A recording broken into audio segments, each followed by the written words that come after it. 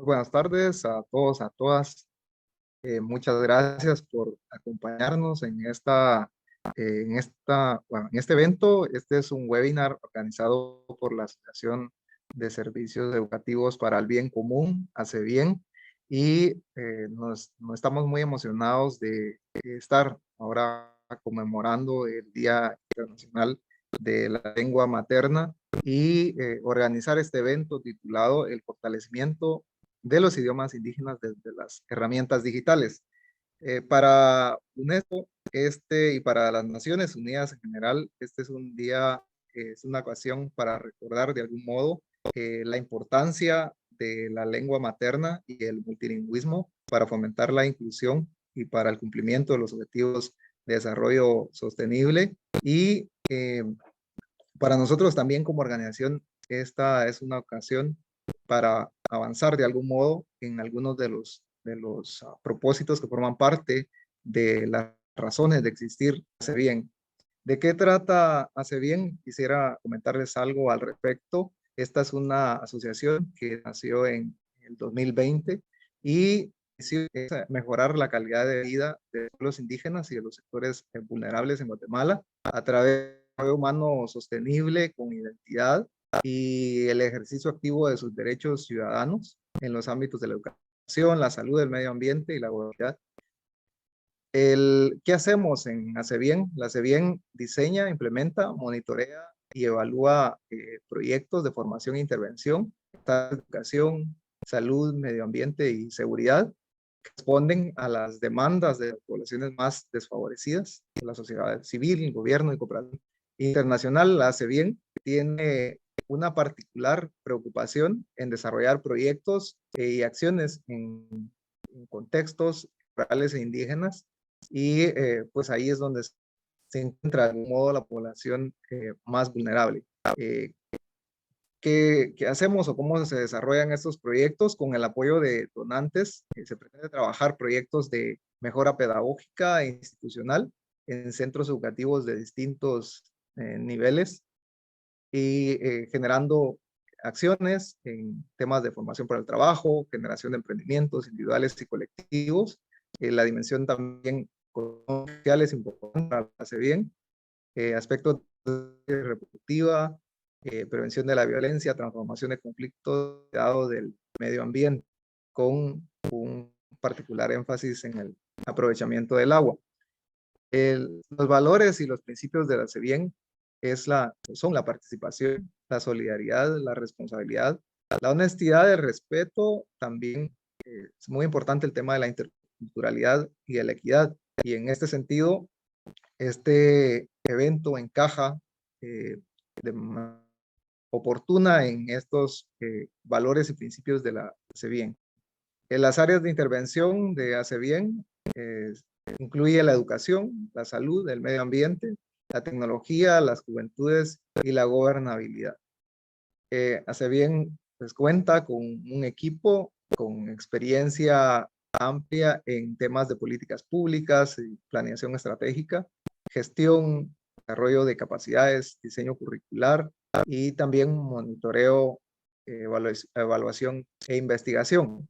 Hay una frase que nos identifica, nos inspira mucho Hace Bien, y es esta que dice que los humanos debemos en todos sentidos de la ayuda de otros y necesitamos unos a otros para poder desarrollarnos y, uh, y así como nosotros podemos ayudar también dependemos de la ayuda de los demás y solo pues de esta manera nos podemos también nosotros realizar, ¿verdad? No solo solicitando ayuda, sino también dando, y eso nos hace que realmente estemos como mucho más completos. Así que es un gusto para nosotros estar realizando este evento y poder contar con su atención. Gracias por acompañarnos. Les dejamos acá unos enlaces para el enlace a la página de Hace Bien. También les invitamos a seguirnos en Facebook y en YouTube. Así que muchísimas gracias y quiero aprovechar para dejar el espacio al doctor Luis Enrique López, quien estará moderando este evento. Es un realmente es un lujo contar con su moderación. El doctor Luis Enrique López Hurtado es sociolingüista y educador peruano especializado en educación bilingüe intercultural. Tiene estudios de posgrado en lingüística aplicada y sociolingüística en la Universidad de Lancaster, Inglaterra. Preside la Fundación Pro EIB Andes, con sede en Cochabamba, Bolivia. Es asesor del FIAC y también preside red de formadores en interculturalidad y educación en América Latina, entre muchos otros logros de su amplia carrera. También es doctor honoris causa de la Universidad Mayor de San Simón de Cochabamba, Bolivia, y doctor honoris causa por la Universidad Nacional del Altiplano en Perú. Así que le dejo el espacio al doctor Luis Enrique López.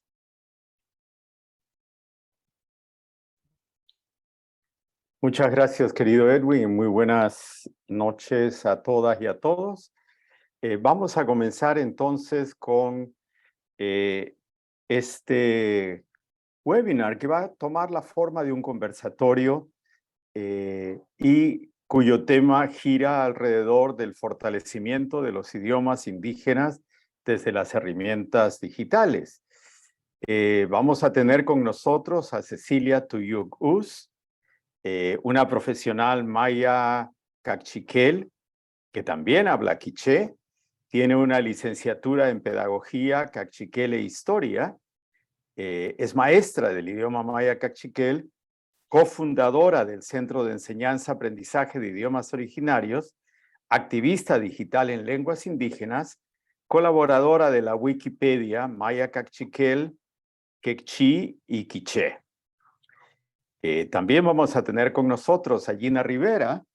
Gina Rivera es de Lima, es educadora graduada en la Facultad de Educación de la Pontificia Universidad Católica del Perú. Es Master of Arts en Sociología de la Educación y Educación Comparada Internacional y para el Desarrollo de OISI, Universidad de Toronto. Es egresada del doctorado en Antropología del Programa de Estudios Andinos de la Pontificia Universidad Católica. Es alumni de Fulbright y de Rotary Ambassadorial. Ha trabajado como docente en colegios y universidades en Estados Unidos y en el Perú. También ha sido asesora en políticas docentes para el Consejo Nacional de Educación y responsable de proyectos de educación rural para Four Directions Aboriginal Student Center de la Universidad de Queens en Canadá y para PepsiCo en Perú. Actualmente es consultora en temas de educación rural y desarrollo docente en la educación básica y superior. Finalmente tenemos con nosotros a Raúl Romero, doctor en educación por la Universidad Iberoamericana de Ciudad de México. Cursó estudios de maestría en pedagogía en la Universidad Nacional Autónoma de México e hizo su licenciatura en pedagogía en la Universidad Pedagógica Nacional, la UPN de Ajusco, Ciudad de México.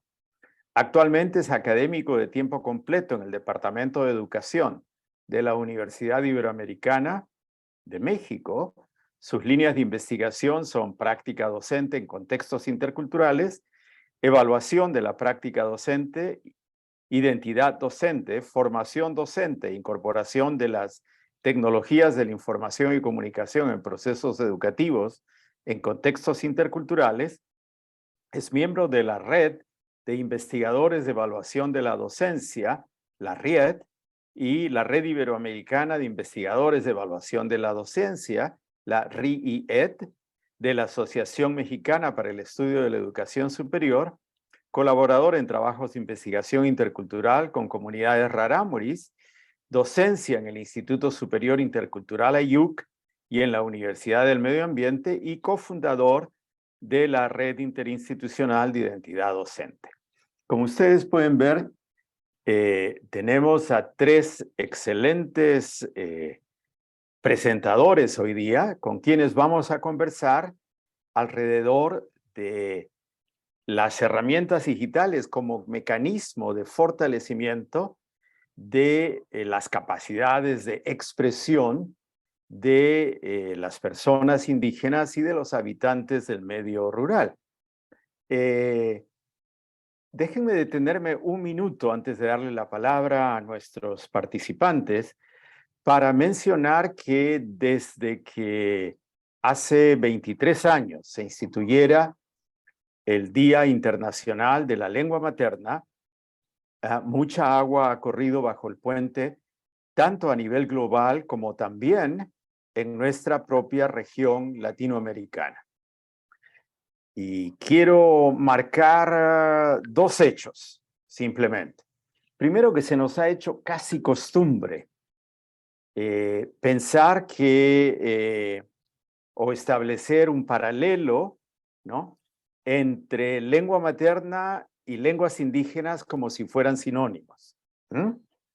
Porque en América Latina, pues, los líderes e intelectuales indígenas se han apropiado de este día para reivindicar y reclamar ante la sociedad por sus lenguas y su fortalecimiento.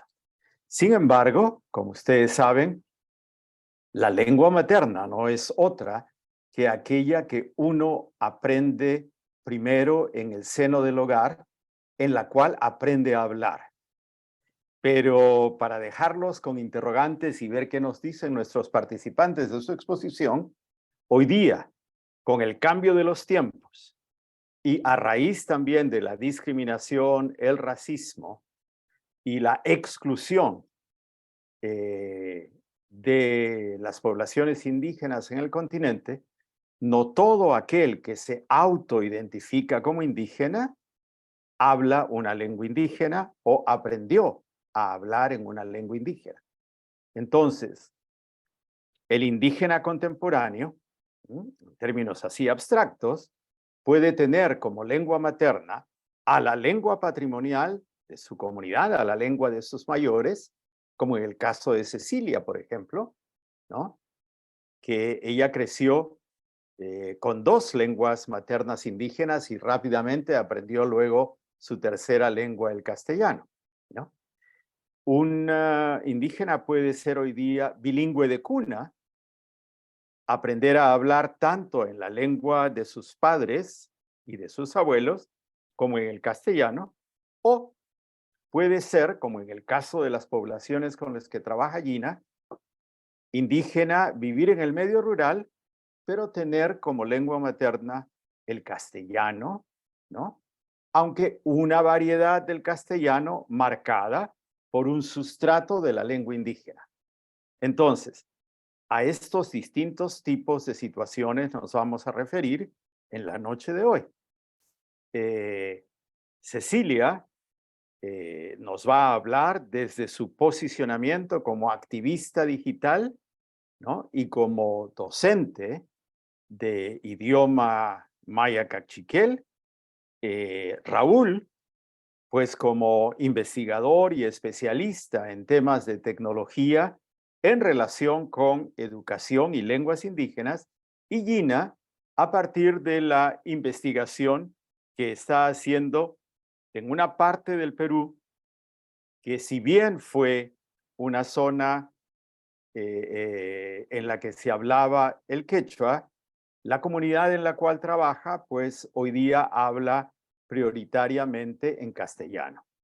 No por eso deja de ser indígena. Entonces, vamos a tener 3 rondas de intervenciones y quisiera comenzar con Cecilia y plantearle la primera pregunta, que es común para los 3 compañeros.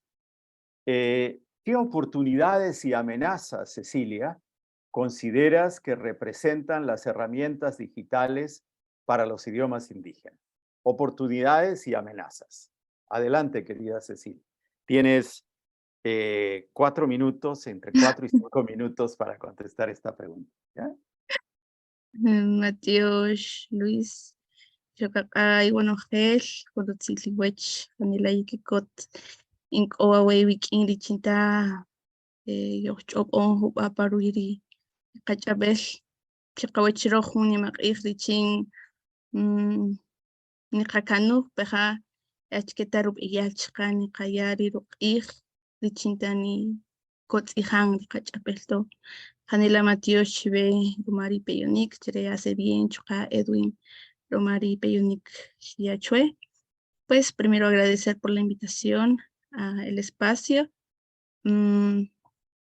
Pues para nosotros considero que este día pues es, como ya lo había mencionado Luis, pues para reivindicar también esos derechos como lingüísticos que tenemos y de nuestra población y de la resistencia del pueblo para hablar su lengua, independientemente de la lengua que hablen y de la lengua materna que se haya aprendido, ¿no? Pienso que pues en los medios digitales, o bueno, hablando un poquito más en el contexto, digamos, del español, que necesitamos como pues entenderlo, hablarlo, luego escribirlo y, y leerlo, ¿no? Y muchas de las lenguas originarias o de las personas que hablan alguna lengua, es como muy difícil que todas tengan estas como 4 habilidades. Entonces, para nosotros, una oportunidad muy grande que existe en el medio digital y también pues en otros medios es que se pueda escribir la lengua, que se pueda difundir la lengua. Y como docente he visto que pues para poder dar algún curso de una lengua, ya no es necesario que la persona esté en un medio físico para poder aprenderla, ¿no? Entonces, considero que es una de las grandes oportunidades y ventajas que tiene una lengua, no para, no decimos fortalecer, sino para revitalizar, porque sí que ha habido un trabajo muy grande para homogenizar, ¿verdad?, el pensamiento y entonces nos encontramos con esa lucha constante y decir, bueno, decimos cómo voltearle la tortilla al medio digital y entonces colocar ahí nuestras lenguas porque también tienen derecho, porque fue un medio para poder minorizar aún más las lenguas y traer, como decían algunos docentes, bueno, si cuando yo aprendí a usar una computadora todo estaba en inglés, entonces tuve que aprender el inglés para poder utilizarlo. Entonces, también ahora, yo escuché que estaban hablando del Mozilla y el Mozilla ahora está en Cachiquel. Entonces, también es una oportunidad para nosotros y decir en las escuelas podemos usar el Mozilla y lo podemos utilizar en nuestra lengua. Entonces, considero que es una herramienta muy útil para todos los que o tengamos la oportunidad, ¿verdad?, de querer traducir tantas plataformas en nuestros idiomas. Entonces, y algunas ciertas amenazas que, digamos, podríamos encontrar es que cuando una persona empieza a hablar en su lengua ya de manera pues más propia, siempre vamos a encontrar a personas que intenten ridiculizar, despreciar, ¿verdad?, el trabajo que se está haciendo. Entonces ahí hay como otro camino para emprender y el conocimiento y hablar sobre seguridad digital. Entonces, hablando sobre este tema, pienso que, no sé, pueden haber algunos retos, podríamos decir, no tanto como amenazas, sino retos, ¿verdad?, en cómo poder construir redes de apoyo para activistas, para personas que quieran difundir sus lenguas, porque hay una seria dificultad en cuanto al uso de la tecnología, y más si hablamos en los pueblos originarios o en comunidades en donde quizá ni siquiera tengan luz, y ahora para tener internet, y ya se tiene internet, y luego cómo hacer para acceder a estas herramientas digitales y encontrar un camino viable para la lengua. Entonces, considero que es algunas personas que dicen, bueno, que la lengua no debe escribirse ahí, que por qué y tal, pero considero que es un camino muy grande para que, por ejemplo, en los proyectos que llevamos como de la Wikipedia, que haya pues que los niños, jóvenes que hagan investigaciones puedan encontrar su lengua en la Wikipedia y en los medios digitales. Entonces es un reto para nosotros empezar a formar esos caminos para las nuevas generaciones, considero yo. Y Perfecto. pues, ¿qué más decir, no? Que para esto sí se requiere de mucho trabajo, de mucho esfuerzo, porque, bueno, quizá esto va un poquito más hacia la segunda como pregunta de las herramientas que ya Podríamos tenemos y quedarnos podemos ahí, utilizar. Cecilia, para ver cómo reacciona Claro, Raúl a lo que acabas de decir, ¿sí? mm, claro, con Vamos gusto. a pedirle a Raúl que reaccione a la provocación que ha hecho también Cecilia y me llama la atención dos cosas. Uno, que has dicho que desde el activismo digital desde el activismo digital indígena, se busca voltear la tortilla, en tus palabras, o sacarle la vuelta a un medio que fue creado para homogeneizar en el marco de la globalización. Y segundo, que al margen de la lengua materna o la lengua que hayan aprendido los indígenas de hoy, se trata pues de aprovechar estas herramientas para no solo resistir, sino para avanzar hacia el fortalecimiento y la revitalización de las lenguas indígenas. ¿Cómo reaccionas a ello, querido Raúl? Hola, muy buenas noches. Primero agradecer la invitación que me han hecho para estar aquí con ustedes. Y me sumo justo a esta última parte que nos comentas, en el sentido de que no podemos escapar de la globalización hoy en día, y creo que en ese sentido las oportunidades que nos ofrece la tecnología en cuestiones del idioma y de las lenguas indígenas, habría que aprovecharlas muy claramente, y yo planteo como algunas cuestiones muy puntuales. La conectividad, que bien es cierto que ahí hay una cuestión que me gustaría abonar más bien hacia el final en cuanto a la infraestructura. La sistematización que ofrecen las tecnologías y el tener repositorios, como el trabajo que están realizando en Wikipedia, por ejemplo, la posibilidad de oportunidad de trabajo colaborativo dentro de la propia comunidad, con otras comunidades, y como sabemos, muchas de las lenguas de pueblos originarios tienen variantes.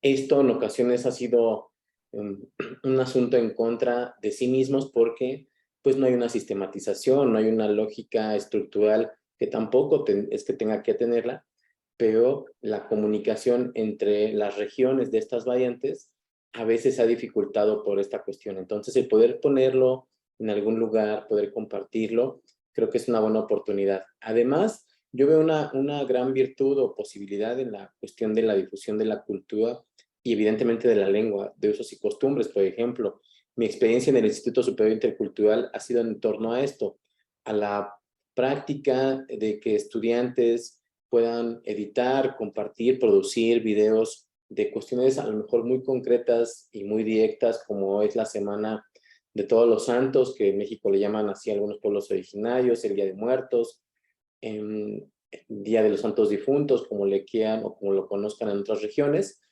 pero el poder compartirlo con la región y ahora con el mundo posibilita también el ver que hay estas otras culturas vivas, visibles y con muchas ganas de seguir adelante y de seguir vivas en sí mismas y dentro de su comunidad y hacia el mundo, y que lo comparten.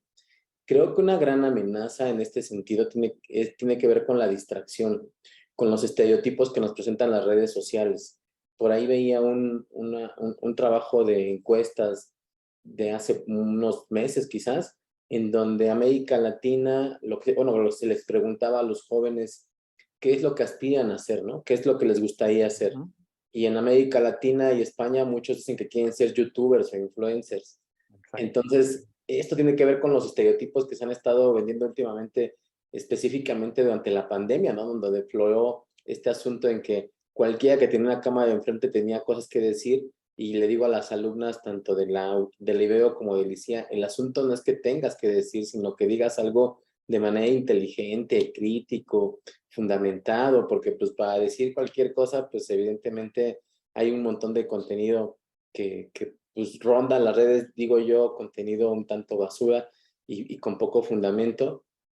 Y sí tenemos la oportunidad de hacerlo desde las instituciones y desde las comunidades. No quiero decir con esto que tenga que ser la institución quien dicte la pauta, pero sí que podamos bajarlo también a nivel de piso, a nivel de la comunidad y compartir con ellos. En este sentido, también el Instituto Superior Intercultural Ayuc hace mucha labor de convivencia, de interacción, de intercambio cultural con la comunidad, de tal forma de que las actividades que realizan, como por ejemplo el día de hoy, hay muchos miembros de la comunidad, de la primaria, el preescolar, la preparatoria, el telebachillerato, trabajando en las instalaciones del ICIA como una comunidad. No es que vean al instituto, a la universidad como algo en un pedestal, sino más bien es parte de la comunidad, se integra y entonces trabajan de manera conjunta. Entonces creo que el asunto de los estereotipos sí es una cuestión que pero es una amenaza, pero que este trabajo colaborativo puede ayudar a minimizarlo para que los niños, niñas y jóvenes y adultos pues valoren o revaloricen y le den un significado pues más trascendental a lo propio. Y esta cosa que llaman el buen vivir, que a mí me fascina porque tiene que ver con justo la armonía con la Pachamama, con la madre naturaleza, con la madre tierra, como la conozcamos, y no con buscar estos satisfactores materiales que nos ha vendido pues el capitalismo, ¿no? Que entre más tengamos mejor, y nos damos cuenta que pues no necesariamente, porque esto implica un montón de cosas en cuestiones de economía, de sustentabilidad y un montón de cuestiones que se afectan también en la sociedad, ¿no? O estos memes que hemos visto, ¿no? De cuando vienes de los Uniters, ¿no? Y las personas que regresan a las comunidades, pues ya con un disfraz, dicen ellos, pues ya muy fuera de su comunidad, con lentes oscuros, con sombrero, con botas, que además tampoco corresponden al contexto al que regresan, ¿no? Y resultan obviamente incómodas, resultan obviamente fuera de lugar. Entonces, esta parte de los estereotipos, sí lo reitero, me permito, porque sí creo que es una fuerte amenaza, porque está presente en cada segundo de cualquier cosa que abramos en internet, cualquier red social, llámese Facebook, llámese Instagram, TikTok, YouTube, etc.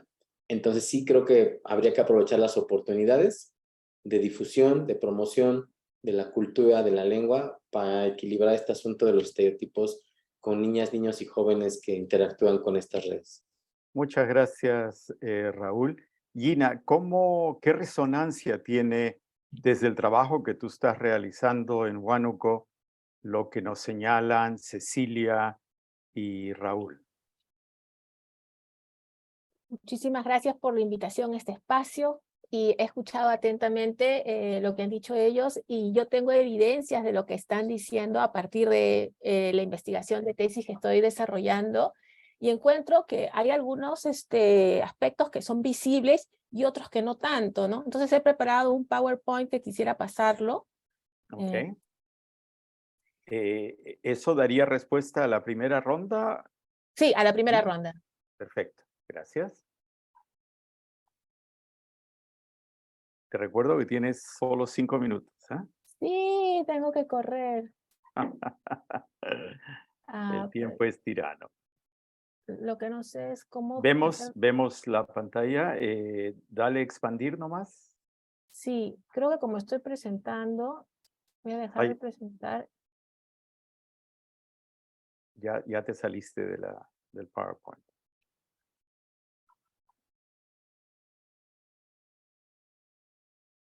A ver.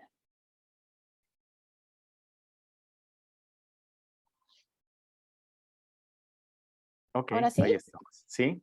Dale expandir abajo en el... Ok, Ya, entonces estamos. lo que voy a hacer rapidísimo es dar un poquito del contexto de la tesis que estoy escribiendo. Huánuco se encuentra en los Andes centrales del Perú, que es donde está el círculo rojo, ¿no? Y mi investigación tiene que ver con los participantes que están en toda esta vertiente a lo largo de la montaña, ¿no? Son diferentes alturas, ¿no? Y ellos se mueven, ¿no? Entonces no es un solo lugar. Pero sí hay un lugar central, digamos, que es el lugar más alto, que se llama Pampate, es un nombre ficticio, ¿no? Y ahí se dedican a la agricultura familiar, ¿no? La siembra de la papa, alquilan su trabajo diario, tienen las consecuencias del cambio climático, el estado que llega es mínimo, Y es evidente la expansión de los medios masivos de comunicación como el smartphone, y por eso es que mi investigación de tesis es ahí. Y bueno, tengo un capítulo sobre las condiciones de uso de los smartphones, que son retadoras, como decían ellos, ¿no? ¿De dónde consigo el saldo? ¿Cómo consigo el celular? ¿Cómo cargo la batería si no hay luz? Etcétera, etcétera. Y estoy escribiendo otro sobre las identidades. Y es de estos dos capítulos que he sacado insumos para esta presentación, ¿no? Entonces, sobre las oportunidades y amenazas, lo primero que quisiera decir es que el espacio virtual se ha convertido en un lugar legítimo e imprescindible para estudiar los procesos de subjetivación contemporáneos que se producen a través de los smartphones. Entonces, tiene que ver con identidad, ¿no? Y espacio es distinto del lugar, ¿no? El espacio es algo abstracto, pero el lugar en las redes sociales es convertir ese espacio en significado, a través de las acciones, a través de las interacciones en el Facebook. Ese espacio se va convirtiendo en lugar. Entonces, el diseño de las redes sociales favorece, y esto es cuando me refería a que hay aspectos más visibles y otros menos. Entonces, el diseño de las redes sociales favorece que se otorgue valor al número de artefactos virtuales acumulados independientemente del contenido. Entonces hay una lógica de numeración y de acumulación de artefactos digitales, y esa lógica incursiona en nuestras relaciones sociales y en las interacciones en Facebook, a la vez que proliferan nuevos espacios para el cálculo y para relacionarlo al valor de las personas. Y tengo un ejemplo de cómo esto ha incursionado en el espacio educativo. Esta es una captura de una página de Facebook de un colegio, ¿no? Que está en uno de los colegios en esta quebrada. Entonces, ellos lanzaron este concurso en la secundaria para revalorar los saberes y conocimientos ancestrales. Y las bases del concurso decía, la calificación del video será por la cantidad de likes y vista de usuarios en la página de nuestra institución. Entonces ahí tenemos un cruce de lógicas, ¿no? Sé que los profesores se vieron lanzados a las redes digitales porque nadie nos preparó para la pandemia, pero no pensarlo un poquito termina evaluando un concurso con cantidad de likes, ¿no? Entonces son lógicas mezcladas, ¿no? Que también hay que estar alerta. Para mí este es un riesgo, ¿no? Luego, otro punto es que las redes sociales constituyen una plataforma para elaborar comentarios metadiscursivos sobre términos racializados.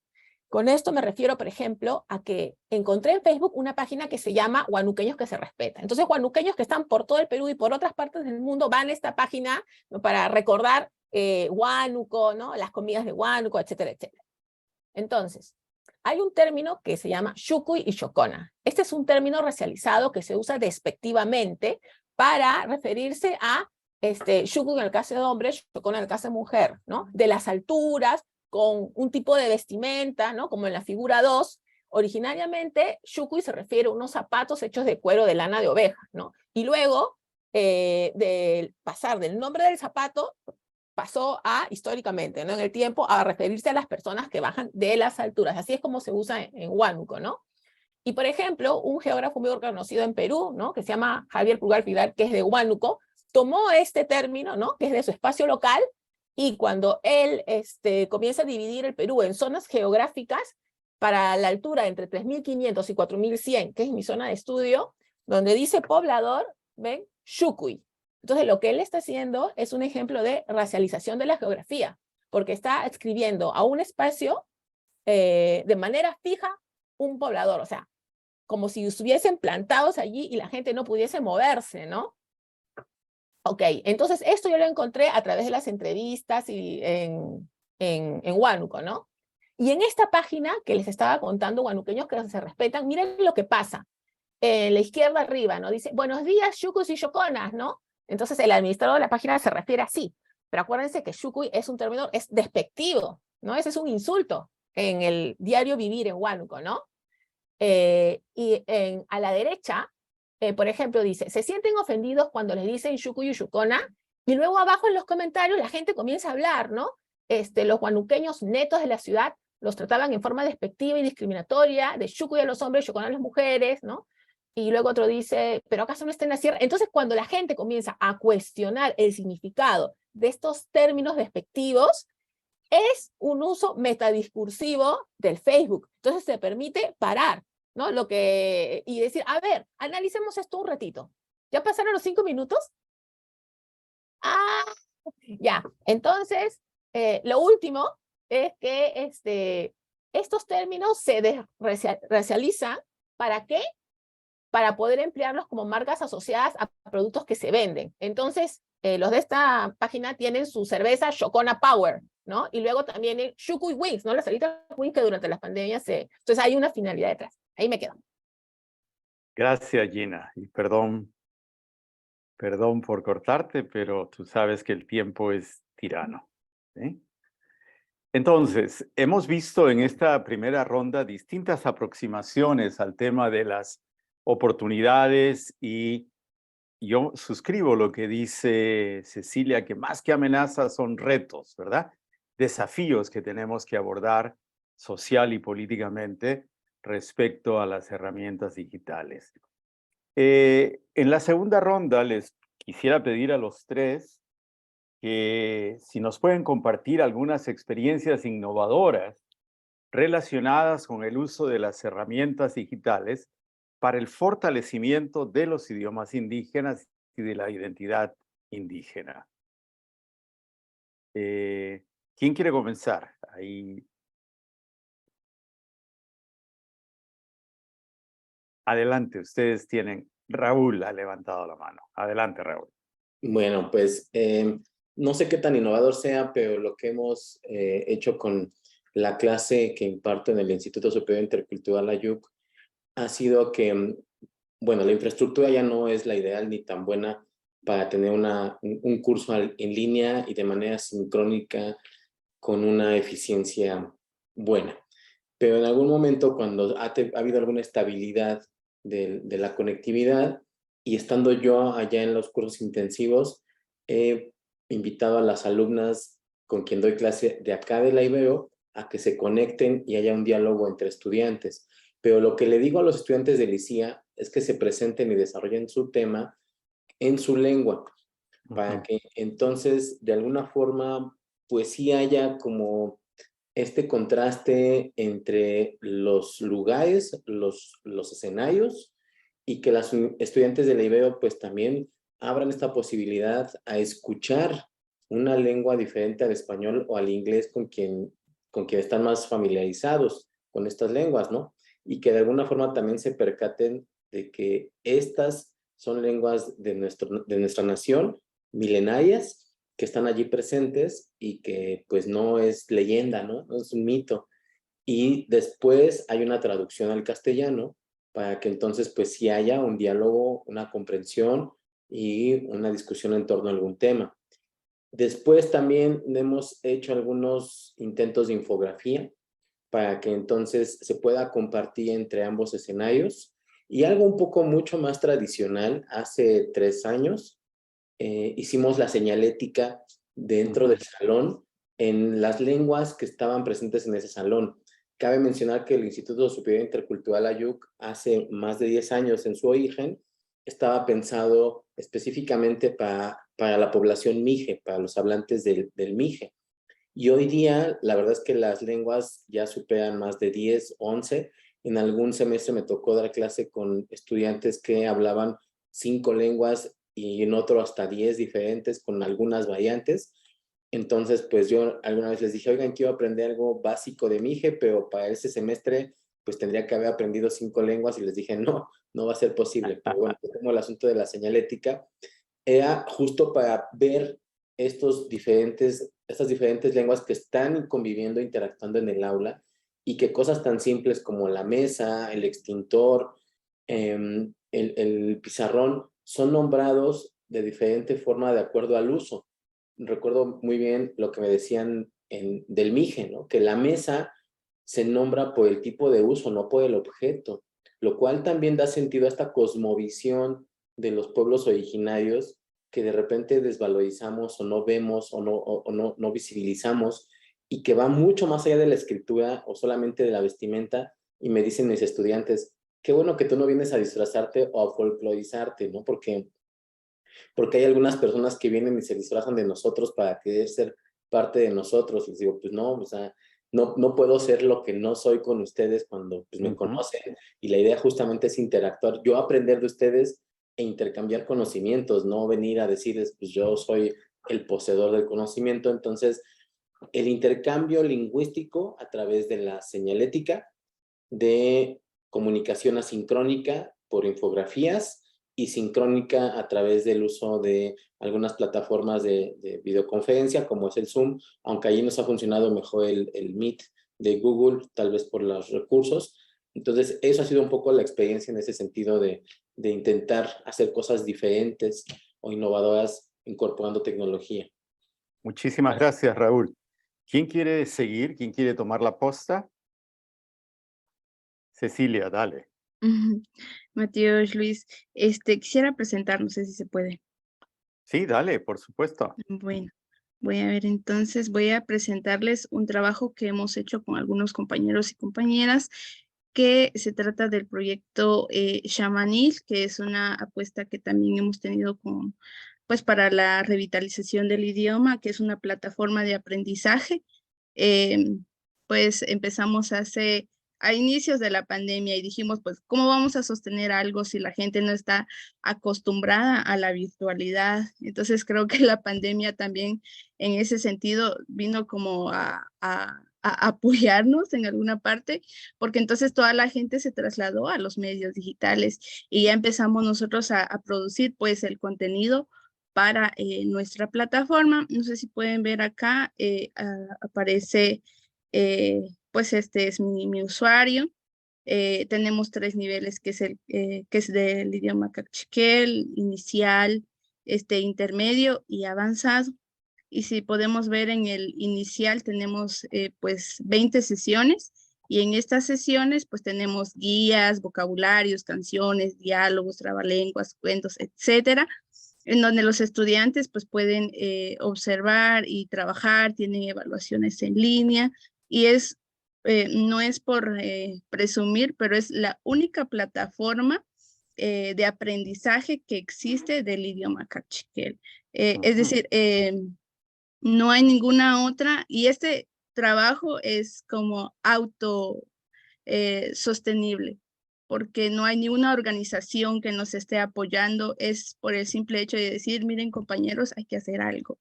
Y quizá también con el motivo de guardar estos conocimientos, porque cada año repetimos y vamos y hacemos nuestras guías y todo, pero dijimos, mejor guardemos el contenido. Entonces ya está disponible para los estudiantes, y es una plataforma que está disponible 24/7 para la persona que quiera estar. Pues obviamente tiene un costo, porque sí nos ha llevado mucho trabajo poder hacer pues las ilustraciones, el trabajo metodológico y todo. Entonces, eso es lo que hemos trabajado con los compañeros y compañeras. Por un lado, pues nos ha sido un poco costoso con el hecho también de hay que pagar una plataforma, cómo se va a sostener. Entonces, hemos encontrado ahí sí que la viabilidad para que este proyecto pues no muera, e ir buscando de qué manera ir generando otros contenidos. Sí es un reto constante, porque pues no vivimos de esto, es algo que amamos hacer. Entonces, ¿Cuántos estudiantes tienen, Cecilia? hasta el momento, bueno, hemos concluido con 3 grupos. En cada grupo han habido como 20 estudiantes, y ahora ya tenemos 3 grupos, y ahora pues ya está el nivel avanzado, que estamos sobre la marcha. Entonces, esto es un poquito en cuanto a Shamanil, que es la plataforma de aprendizaje de idiomas,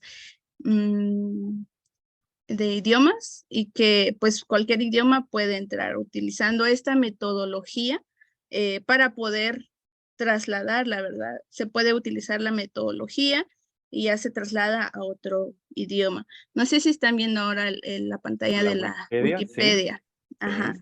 Entonces, también fue como otro reto que pudimos, pues como conocer estos medios digitales y poder escribir en la Wikipedia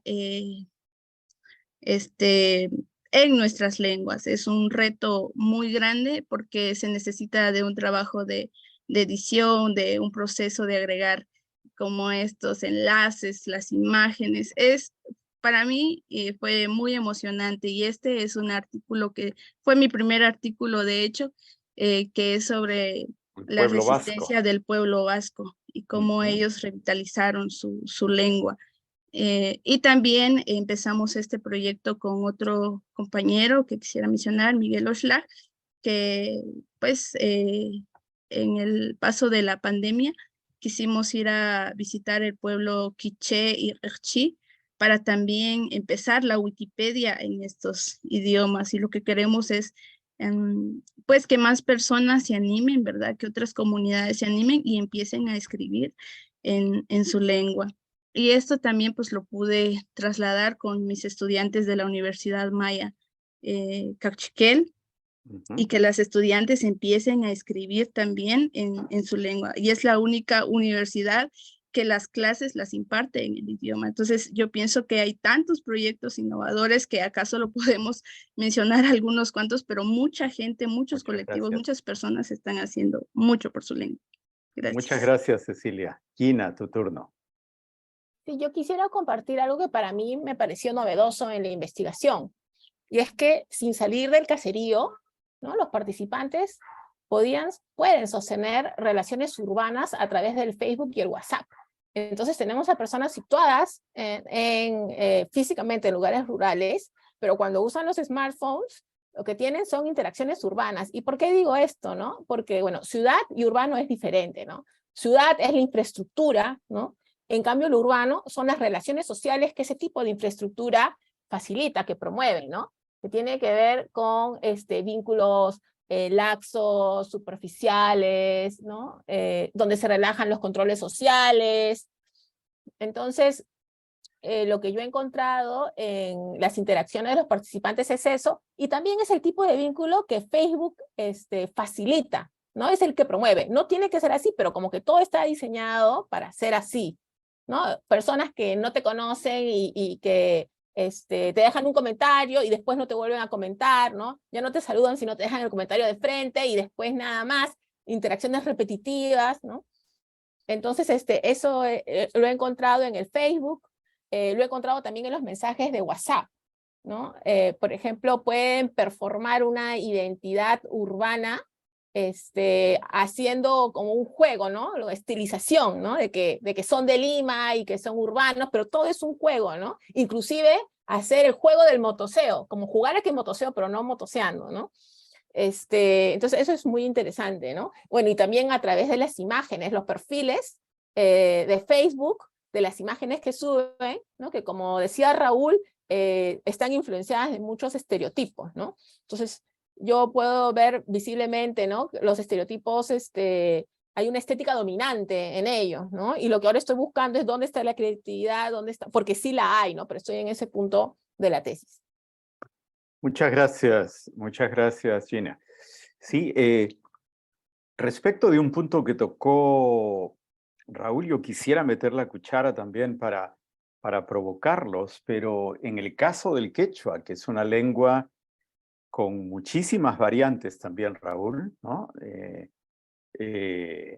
Siendo una lengua extendida que se habla desde Colombia hasta Argentina, ¿no? Y atraviesa todo el espectro andino, valles y punas andinas, ¿no? Entonces, como comprenderás, hay mucha variación de esta lengua. Sin embargo, lo que he observado es que el uso de la tecnología, el uso de las redes sociales, el uso de YouTube, el rap en quechua, ¿no? El TikTok en quechua, está ayudando a una suerte de convergencia dialectal, ¿no? Hay un afán de entenderse mutuamente y de intercomunicarse, y con ello se van construyendo nuevos territorios, ¿no es cierto? Un poco en el sentido de lo que decía Gina también, territorios que trascienden lo urbano, lo rural, ¿no? Y donde los sujetos interactúan y se van reconstruyendo identidades también, ¿no es cierto? Tengo la evidencia, por ejemplo, de una radio digital que transmite desde Nueva York en una variante del quechua, el quichua de la Sierra Ecuatoriana, pero que tiene gente que escucha en Madrid, en Barcelona, donde hay migrantes quechuas, pero también en Cochabamba, Bolivia, en Cusco, Perú, y en Quito, Ecuador. Y entonces el quichua ecuatoriano, en este sentido, va siendo entendido por gente que habla otras variedades del quechua. Entonces, quisiera simplemente provocar con esa idea de cómo también las redes sociales y la tecnología en general están contribuyendo a quebrar las barreras que separaban las variantes dialectales de una misma lengua o de una familia de lenguas, como en el caso del quechua. En este contexto al que ustedes se han referido, Gina, Raúl y Cecilia, muy apretadamente, por cierto, porque el tiempo no da para más, ¿qué recomendaciones harían ustedes a los poderes públicos para aprovechar el auge que tienen las herramientas y los medios digitales a favor de la preservación y de la difusión de los idiomas indígenas y de los medios de expresión de estas sociedades subalternizadas? ¿Quién quiere arrancar? Recomendaciones de política pública, recomendación a los poderes públicos. Gina, adelante. Sí, primero que es importante resaltar la agencia de las personas en áreas rurales para usar las herramientas y los medios digitales, ¿no? Por ejemplo, he podido constatar cómo ellos han tendido en el lugar de la tesis, ¿no? Una red de cables, un cableado, ¿no? De 500 metros, ¿no? Las mismas personas, ¿no? Para poder lograr usar los smartphones. Y así, pero a eso hay que mapearlo y hay que resaltarlo, porque los hacedores de política, los funcionarios públicos y también la gente en los medios de comunicación a veces tiene una idea de que en las zonas rurales se vive en el siglo pasado y de que ellos no tienen acceso a la tecnología. Entonces, esos imaginarios hay que criticarlos, hay que demostrar que están errados, porque eso es importante para poder construir una relación con lo rural desde otro lugar, ¿no? Entonces esos prejuicios y esa idea de que las personas en áreas rurales son apolíticos y son estáticos y viven como en el pasado, eso hay que criticarlo, ¿no? Luego, también es importante que sobre todo la política pública educativa, tome nota que la alfabetización antes decía, pues, ¿no? Que tú tienes que tener la comunidad letrada para que, ¿no? Esté letrada y entonces pueden proceder los procesos de aprendizaje de lectoescritura. Bueno, pues en los smartphones tenemos un lienzo ad infinitum para letrarlo, ¿no? Entonces hay que ver esa potencialidad. Y lo tercero es que ya estos proyectos de educación rural, digamos que toman en cuenta el smartphone, pero también los de telesalud, los de alfabetización, bueno, tendrían que basarse sobre las literacidades autogeneradas de los propios pueblos. No asumir que de cero van a ir a enseñar a leer y escribir, porque las personas ya están escribiendo, ya tienen procesos creativos, ya tienen hasta géneros discursivos, ¿no? Ya participan en un sinnúmero de prácticas letradas. Entonces lo que hay que hacer es construir sobre eso. Muchas gracias, Gina, por tus recomendaciones que son también provocadoras, porque invitan a tomar en cuenta cómo las sociedades, no solo rurales, sino también indígenas, se van transformando en el tiempo y se van apropiando de herramientas, ¿no? Sin que los ministerios de educación, los medios de comunicación caigan en cuenta de ello. Raúl, ¿tú quieres abonar un poco a la discusión de qué podríamos o qué deberíamos recomendar a los poderes públicos en este campo? Sí, muchas gracias, Enrique. Antes de eso, no sé si por ahí pudieran, tal vez en Facebook o en algún lugar, compartirles algunas de las ligas que les pasé, porque justamente en la pregunta anterior se me olvidó hablar como de ellas, y Perfecto. Para que puedan ver algunas de las aplicaciones o cosas que están haciendo y que encontré que hay en México y que algunas las hemos visitado, especialmente la de 68 Voces, que es un proyecto de una exalumna de la IBEO que está llevando sobre la recopilación de videos y algunos cuentos para iluminar para niños que también sirven para jóvenes y adultos en la difusión de las lenguas. Específicamente, Perfecto. Héctor, perdón un ratito, Raúl. Héctor, ¿nos ayudas poniendo esos enlaces que nos ha pasado Raúl en el Facebook? Muchas gracias. Adelante, querido Raúl, perdón. muchas gracias. Pues primero yo me sumaría que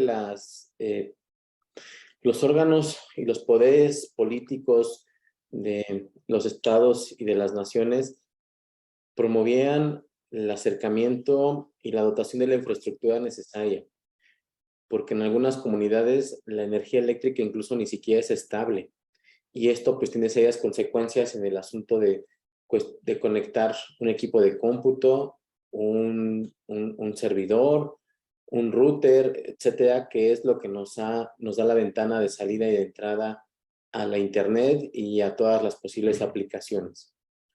Después, el asunto de una conectividad, pues digamos, decente, que al menos sea simétrica en cuestiones de subida y bajada para poder ver documentos, videos, chatear de mejor manera y con una mejor calidad. Porque si bien coincido con lo que mencionan respecto a las redes sociales, al WhatsApp en particular, pues si no hay esta conectividad, pues no vamos a poder llegar a ese punto. Por otro lado, pues que también el Estado pueda promover la gestión, la promoción y, digamos, el financiamiento de algunos proyectos que permitan la promoción de la lengua, de la cultura, para que no quede ensimismado ni tampoco de manera endogámica solamente en la comunidad, sino que tengan mayores áreas de difusión y de promoción. Pensando en que a veces, y hemos encontrado experiencias bastante exitosas y prometedoras en la creación de videos, de cortos, de documentales, pero que se quedan solamente pues en petit comité entre quien lo produjo y la comunidad y los cuates que lo conocen y que pues han hecho un poco ahí de difusión, pero que no hay una política gubernamental en la difusión, o no tan buena como debería de haberlo. Por otro lado, en México, no sé en sus latitudes, en las escuelas no hay maestros que hablen la lengua, y tiene que ver con la política también educativa y de instalación de profesores en las comunidades. En ocasiones, pues hemos sabido de estas historias donde al niño, a la niña, al joven, se le limita a que hable su lengua porque el profesor no la habla. Y entonces esto va mermando en la promoción y en la permanencia de la lengua. Entonces, que sí sea una política clara, pero más en la operación, porque en el documento sí está. En el documento está claro que que hay una promoción, que el profesor tendría que, pero al momento de ponerlo en operación, la verdad es que no está cumpliéndose por ahí para que se ponga en práctica. También la falta de traductores en cuestiones de atención a personas en temas legales, y por otro lado el acompañamiento a familias con víctimas, entre otros temas, por desaparición forzada, entre otros, ¿no? Que no hay este acompañamiento de un traductor y entonces la familia pues no entiende la lógica, lo que se le está hablando, y entonces la promoción de la lengua también ahí creo que es importante. Y por último, pues bueno, que haya un compromiso mayor del Estado para hacer valer y ejecutar lo que ya está en papel. Algunas leyes, insisto, sí son claras, sí invitan a la promoción, sí lo establecen, incluso dicen que se reconocen las lenguas, que tienen que ser, que tienen que tener una existencia, que tienen que tener una difusión, pero cuando se llevan a la operación, pues faltan elementos, faltan recursos, falta gente que vaya a la comunidad, que diga, que haga. Entonces sí creo que el Estado tendría que tener un mayor compromiso para incentivarlo, para inyectar capital, para dotar de infraestructura necesaria para que, bueno, esto se concrete. Lo que plantean aquí son proyectos padrísimos y lo hemos visto, pero sí creo que falta por ahí alguna parte de infraestructura. Gracias. Cecilia, ¿qué nos dices tú como la más joven de este grupo, joven emprendedora, joven activista en favor de las lenguas indígenas? ¿Qué le recomendarías tú a los poderes públicos para Sí, avanzar en este necesario cierre de brechas a los que se han referido tanto Gina como Raúl? gracias, Luis. Sí, tal vez dos cosas puntuales que, bueno, el Ministerio de Educación quizá, porque, bueno, que sería evaluar el pensum de estudio en cuanto a las lenguas indígenas, porque en primaria o en segundo, tercero primaria, lo que se está aprendiendo es gramática.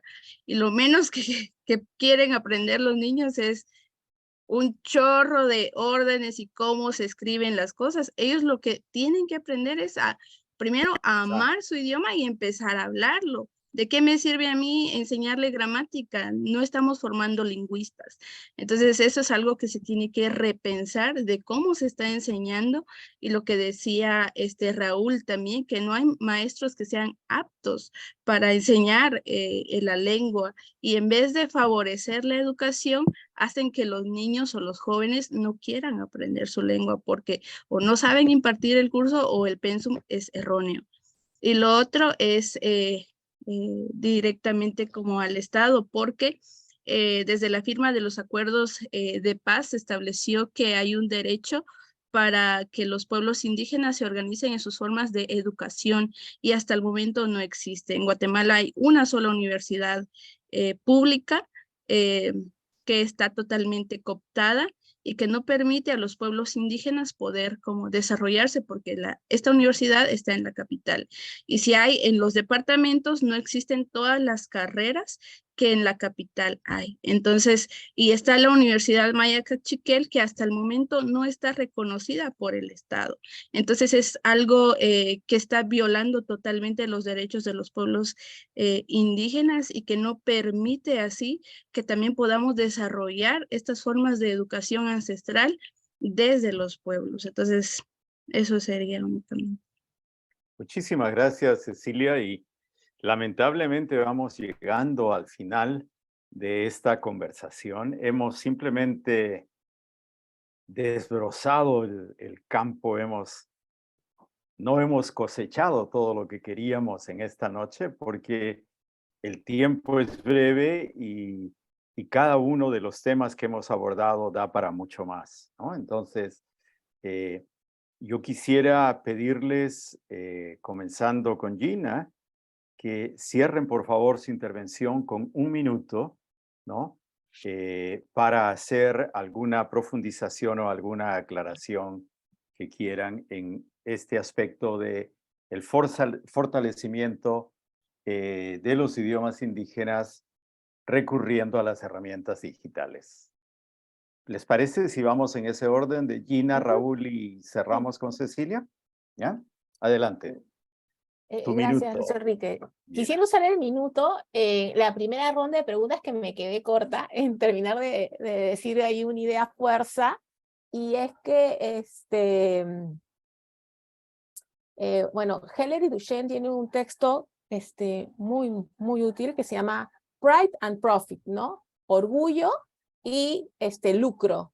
Y con ese título, lo que resume es cómo la lengua se ha usado como motivo de orgullo cuando se crearon los estados-nación, y ahora hay un uso para mercantilizar la lengua, ¿no? Mercantilizar, por ejemplo, Shokona. Y un ejemplo de eso es el Shokona Power, ¿no? El nombre de la cerveza que estaba mostrando, ¿no? Yo he entrevistado a los que han elaborado esta página, y ellos en verdad, bueno, son huanuqueños y en verdad tienen una identidad huanuqueña muy fuerte, ¿no? Y la quieren difundir, y eso está allí. Pero también son emprendedores y tienen restaurantes y tienen negocios, y usan estos términos huanuqueños para poder facilitar las ventas de sus productos. Entonces, los dos fenómenos se dan juntos, no es que pasamos de uno a otro, ¿no?